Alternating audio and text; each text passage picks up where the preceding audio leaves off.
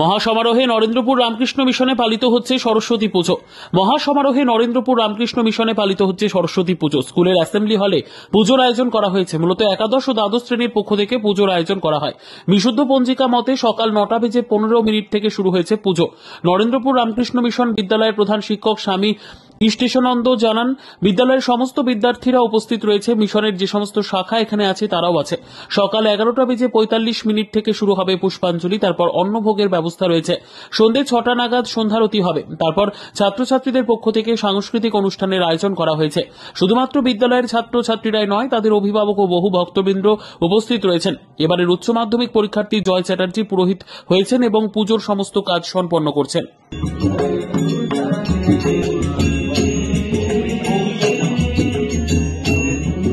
আমরা বিদ্যার্থী যারা আছে আমাদের বিদ্যালয়ে, মাস্টারমশাইরা, আমাদের সন্ন্যাসী মহারাজরা, অন্যান্য সবাই মিলে আমাদের এই বিদ্যালয় প্রাঙ্গণে মা সরস্বতীর আরাধনায় শুরু হয়েছে।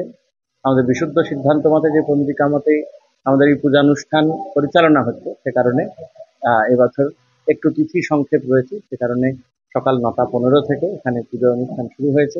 তারপর পুষ্পাঞ্জলি, ছাত্ররা, অন্যান্য আমাদের আশ্রমের বিভাগের অন্যান্য ছাত্ররাও এখানে পুষ্পাঞ্জলি নিবেদন করবে। সমবেত ভক্তমণ্ডলী, অভিভাবক অভিভাবিকা পুষ্পাঞ্জলি নিবেদন করবেন। তারপর দুপুরে সবার প্রসাদেরও ব্যবস্থা রয়েছে।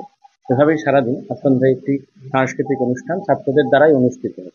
এই সব মিলিয়ে মোটামুটি আজকে সারাদিন আরাধনা, মানে আমরা চেষ্টা করছি যাতে মায়ের কাছে সবাই ভক্তি ভরে প্রার্থনা করতে পারি, আমাদের জ্ঞান ভক্তি এইসব বৃদ্ধির জন্য। সে কারণে এই আরাধনা, সে কারণে এই উদযাপন। আগামীকাল আমাদের মায়ের বিসর্জনের পুজো রয়েছে। সকাল 9:15 মধ্যে মায়ের দর্পণ বিসর্জন হবে এবং তারপর বিকেলে মায়ের আমাদেরই আশ্রমস্থ যে পুষ্করিণী রয়েছে সেখানেই মায়ের প্রতিমা নিরাঞ্জন করা হবে। স্বামী কৃষ্ণেশানন্দ, প্রধান শিক্ষক।